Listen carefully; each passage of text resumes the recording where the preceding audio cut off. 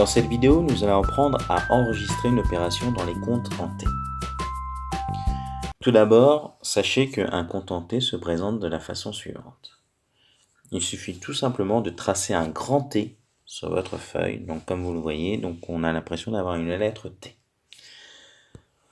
En en-tête, vous devez écrire le numéro et le nom du compte que vous trouverez dans le plan comptable général, le PCG, que vous pouvez acheter dans n'importe quelle librairie ou installer sur votre tablette ou votre smartphone.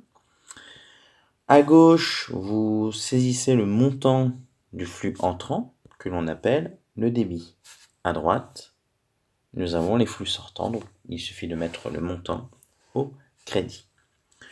Pour illustrer cette méthode, nous allons voir donc un premier exemple. Ce premier exemple, le 20 janvier, votre entreprise a acheté 100 € de matières premières au fournisseur Gallo.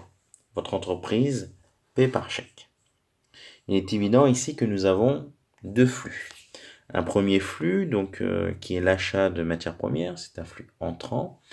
Et nous avons un autre flux qui est le paiement par chèque, c'est un flux sortant.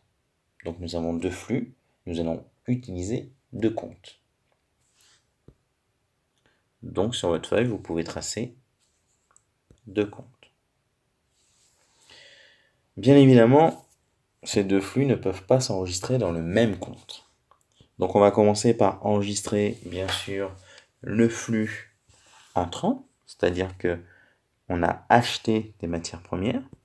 Donc ce flux entrant d'une valeur de 100 € s'enregistre au débit.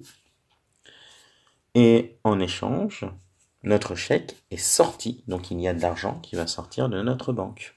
Donc ici, c'est 100 € qui sortent au crédit le 20 janvier. Nous pouvons voir donc dans l'exemple de cette écriture, nous avons respecté la partie double. Nous avons 100 € au débit dans le compte 601 et nous avons 100 € au crédit dans le compte 512. Prenons un deuxième exemple.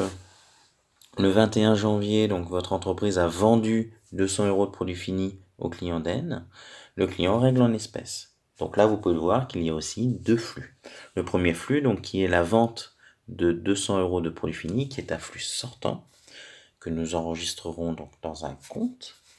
Et ensuite, nous avons donc le règlement en espèces, qui est un flux entrant, parce que c'est le client qui nous envoie son espèce, donc cela rentre dans notre entreprise. Donc on va utiliser un deuxième compte.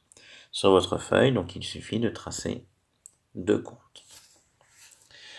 On va commencer bien sûr par enregistrer la vente, qui est le premier flux. Donc la vente, on a bien 200 € au crédit, parce que les 200 € sont sortants de notre entreprise, donc le 21 janvier. Et nous avons au crédit l'espèce qui entre dans notre compte caisse. Comme vous pouvez le voir ici également, vous avez la partie double qui est respectée. Nous avons 200 € au débit et 200 € au crédit. En effet, les 200 € de vente ont eu pour contrepartie les 200 € qui sont rentrés dans la caisse. J'espère que cette vidéo vous a permis de mieux comprendre comment est-ce qu'on enregistre de façon simple et basique une opération dans les comptes en T. Je vous invite à aller voir ma première vidéo sur analyser une opération commerciale avec les flux. Si vous n'avez toujours pas compris la notion de flux, c'est-à-dire débit, crédit et partie double.